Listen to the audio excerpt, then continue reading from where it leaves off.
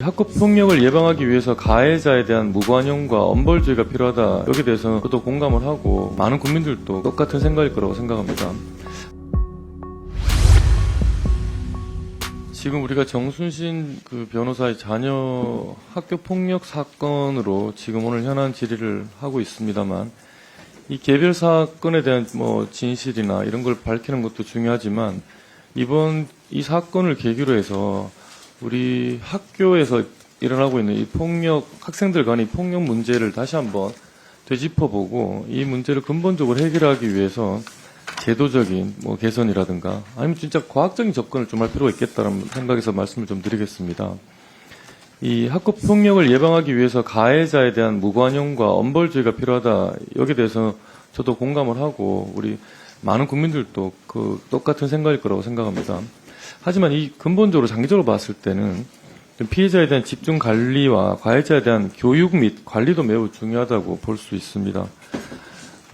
그래서 그동안 교육부와 교육청이 위 프로젝트를 비롯해서 교육비 지원이나 기초학력 부진 학생 지원 등 다양한 사업으로 학생 지원 체계를 강화하고는 있습니다만은 현행 사업별 지원 체계만으로는 학생들이 가진 복합적인 어려움을 해결하는 데 좀 한계가 있는 것도 사실입니다. 현재 학교 폭력 피해 학생의 심리적 안정을 돕는 전문 상담교사 같은 경우에 초, 중, 고등학교 10곳 중에 4곳에만 배치되어 있어서 이 피해 학생에 대한 상담 지원이 턱없이 부족한 실정입니다. 그리고 저는 이제 이 아동 학교에 입학하는 순간부터 학교가 학생들의 성적뿐만 아니라 성장 과정 전체를 책임지자. 그래서 교육을 국가가 책임지자. 이게 우리 정부의 교육 철학이라고 저는 생각을 하고요. 그래서 제가 말씀드리고 싶은 건 이제 아동의 심리 정서적인 발달, 신체 발달, 학습 능력 이런 걸 전체적으로 진단하고 관찰하고 그래서 체계적으로 학생 한 명 한 명에 대한 맞춤형 지원을 하는 교육 시스템을 갖추는 게 지금 매우 시급하고 중요하다라고 말씀 다시 한번 드리고 싶습니다.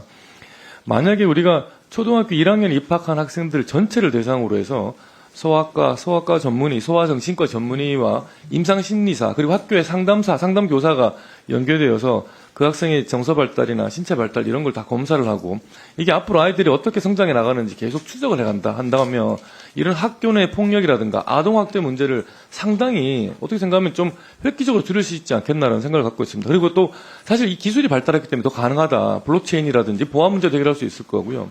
그리고 또 AI 기술도 사실 이런 데 도입할 수 있겠다고 생각을 합니다. 그래서 아이들의 여러 가지 심리적인 상태, 정서적인 발달 상태, 그리고 신체 기능. 사실 최근에 인천에서 사망한 아이 같은 경우에 키가 160이 넘는 정도로 장신인데 체중은 상당히 낮았단 말이에요. 근데 이럴 경우에 정상적인 아이들의 평균적인 신체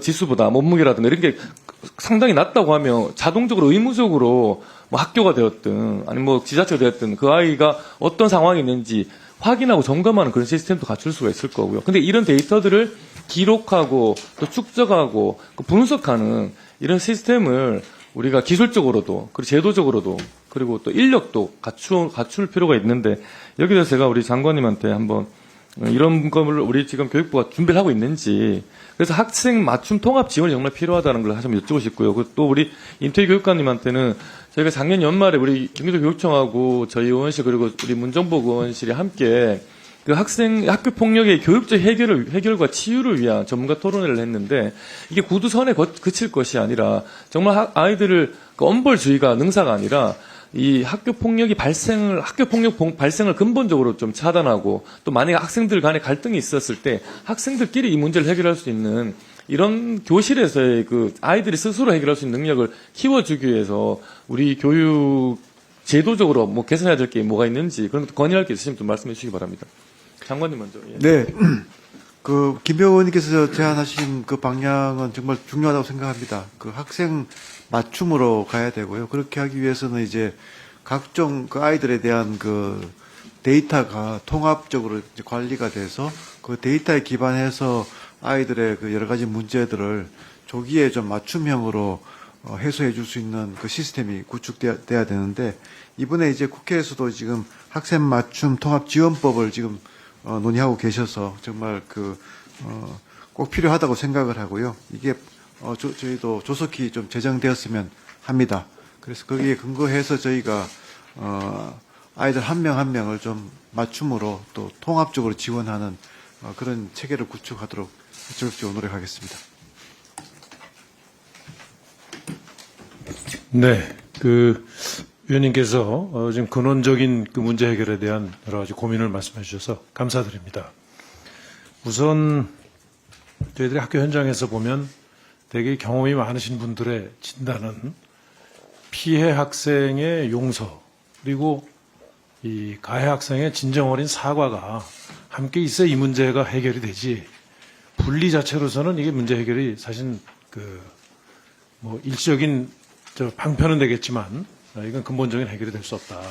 근데 지금 우리의 여러 가지 학교 폭력 문제를 처리하는 시스템은 이게 이 법적으로 마치 그 형사법 체계에 의해서 해결하는 그런 틀을 기본적으로 갖추고 있어서 이 지난해 말에 위원님 또 문정복 의원이 함께 이 학교 폭력에 관한 이 법률을 조금 개정하자. 그 내용은 교육적 해결이 굉장히 중요하다는 이제 내용인데 저희가 그래서 그 지난번에 의원님들 그 입법에 그 대비해서 학교에서 최대한 교육적 해결을 할 수 있는 좋은 사례가 저희들이 그 경기도교육청에 있어서 그 구체적으로 말씀드리면 안성의 그 5279 프로그램이라고 오해를 풀고 이해를 하고 나니까 친구가 되더라 해서 그 여러 가지 성공 사례가 있었습니다. 그래서 그 문제를 학교 현장에 도입하기 위해서 지금 6개 교육청에 저희들이 한번 이 시범 사업을 해보려고 금년에 지금 이 지침을 내려서 지금 현재 그 프로그램을 가동하고 있습니다. 아마 금년 한 1학기 정도 지나고 나면 되게 그 성과가 나올 테니까 그 내용을 함께 보고를 드려서 그 입법에 좀 참고하실 수 있도록 하고 또 저희 경기도 교육청 나름대로는 학교 폭력 문제는 학생들의 이런 그 인성 교육을 특별히 그 받을 기회가 없는 지금의 지금 교육 상황에서는 부모들과 학생들이 함께 이 부모들도 아이들에 대해서 이해하고 또 다른 아이들의 이 특성에 대해서도 이해하는 이게 필요하다 해서 부모와 함께하는 인성교육 프로그램을 하고요. 지금 현재 입학한 학생들에 대해서는 이 가급적이면은 지금 아까 말씀하신 진단을 한번 학생들에게 대해서 해서 근데 상당히 지금 이 코로나 팬데믹 기간을 지나면서 이 단체 생활을 안 하고 학교를 안 오고 이 교육을 받다 보니까 그런 현상이 상당히 있을 수 있다 하는 그 전문가들의 우려가 있습니다. 그래서 실제로 한번 그 학생들에 대해서 이 샘플을 조사해서라도 한번 전체적인 그 상황이 어떤지에 대해서 좀 조사하려고 저희들이 준비를 하고 있습니다.